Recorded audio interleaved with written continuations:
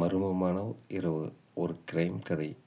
தமிழ்நாட்டில் இருக்கும் ஒரு சிறிய நகரம். விழுப்புரம் அருகே ஒரு கிராமம். அந்த கிராமத்தில் அனைவருக்கும் தெரிந்த ஒரு பணக்காரர் இருந்தார். அவருடைய பெயர் ராமமூர்த்தி. ராமமூர்த்தி பெரிய நிலம் வைத்திருந்தார். ஆனால் அவர் மிகவும் கடுமையான மனிதர். பலருடன் சண்டை போட்டிருந்தார். ஒரு நாள் இரவு மழை பெய்து கொண்டிருந்தது. அந்த நேரத்தில் ராமமூர்த்தி வீட்டில் இருந்து ஒரு பெரிய சத்தம் கேட்டது. அடுத்த நாள் காலை அவருடைய வேலைக்காரன் முருகன் வீட்டுக்கு வந்தபோது கதவு திறந்து கிடந்தது. அவன் உள்ளே சென்றான். அங்கே பார்த்த காட்சி அவனை அதிர்ச்சியடைய வைத்தது.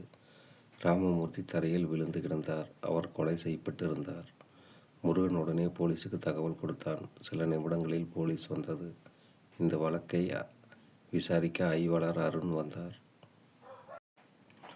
அவர் வீட்டை முழுவதும் ஆய்வு செய்தார். ஆனால் வீடு உடைக்கப்பட்ட அடையாளமே இல்லை. அதனால் அருண் நினைத்தார், இது வெளியிலிருந்து வந்த திருடன் வேலை இல்லை, ராமமூர்த்தியை அறிந்த ஒருவர்தான் செய்திருக்க வேண்டும். அவர் முருகனை விசாரித்தார். முருகன் சொன்னான், நேற்று இரவு ஐயாவை பார்க்க ஒரு இளைஞன் வந்தான். அவருடன் ஐயா சண்டை போட்டது போல சத்தம் கேட்டது. போலீஸ் அந்த இளைஞனை தேடி கண்டுபிடித்தது. அவன் பெயர் சுரேஷ். விசாரணையில் உண்மை வெளியானது. சுரேஷ் ராமமூர்த்தியின் உறவினர்.